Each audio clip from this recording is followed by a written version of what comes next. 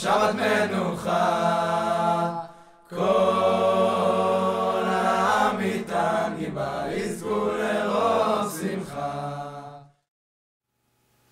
Shalom, my name is George Schneider, and this week's Parsha is Parashat Teruma, and it opens with the words, Vayidaber Adonai el Moshe lemor, daber el bnei Yisrael v'yikhu Teruma, met kol ish asher yidvenu libo.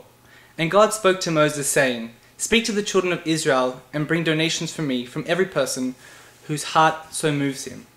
Basically, this is a commandment to voluntarily give whatever our heart compels us to. It is these donations that go into the creating of the Mikdash, the portable resting place for God's presence on this earth. Following this command, we have a detailed description of all the items that will be in the tabernacle itself. And there were two items in this Mikdash that took my interest. The first being the ark, the box that will hold the heart of hearts of this resting place, the two covenant tablets, and the second being the seven-branched menorah. Both of these items can be understood for their practical use, but also have a deeper symbolical significance. Firstly, we have the ark, which is commanded to be made out of wood, but then plated with gold, both inside and out. Physically, we can understand that this is an aesthetic choice. Gold is beautiful. But also, a box that was filled with stone and made out of pure gold would be too heavy to carry. So you need the structural framework of the wood on the outside. Also, gold is a soft metal, and the box might break if it was to be made out of solid gold. But symbolically, we have the fusion of these two different materials.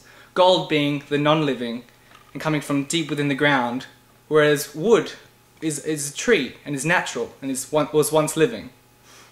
We have the fusion of these two different materials. The second item is the menorah, which was commanded to be made out of one solid piece of gold, but then fashioned into the shape of a tree.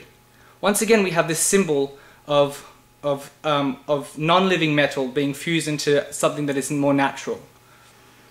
The purpose that is given in this week's Parasha of the menorah is to give light. But we understand from a couple of weeks ago in Parashat Beshalach that there was a pillar of fire hovering over the encampment to give the people light. So surely must be the symbolic significance of this menorah that we're meant to focus on. The amalgamation, I feel that both of these symbols are focusing on the amalgamation of the natural and the artificial, or the living and the non-living. The image of the gold enveloping the wood in the description of the ark, and the gold being fashioned into a tree in the menorah, I think expresses a current power play that happens between our desires in the artificial world and also our desire to be natural. For example, man wants meat, but we want it at a store near us at an affordable price. So we genetically modify these natural animals and to make them as quickly and as cheaply as possible, without thinking of the moral and environmental price that we pay for this convenience. Without realizing there has to be some sort of balance between our desires and what is sustainable. I think this is a lesson that is taught earlier in the Torah, back in Bereshit, that man was placed on this earth, la'avda u'l'shamra, to work it and to keep it. In the case of the ark, the wood is the framework over which the metal takes its shape. It cannot sustain its shape without the wood. It is symbolic of the environment where metal does not dominate over nature or nature over the mechanical, but they both work together in synergy. The natural tree in these symbols, fused with the non-living gold, has the significance that we have to understand, have a sensibility of sustainable living in this world. Last week's Parashat Mishpatim, outlined the pragmatic cognitive justice system, and this week's Parasha opens up with the giving of the heart, a more spiritual personal practice. It seems that the Torah recognizes that we need both the service of the mind and the service of the heart in order to create an ideal resting place for godliness in this world. Shabbat Shalom.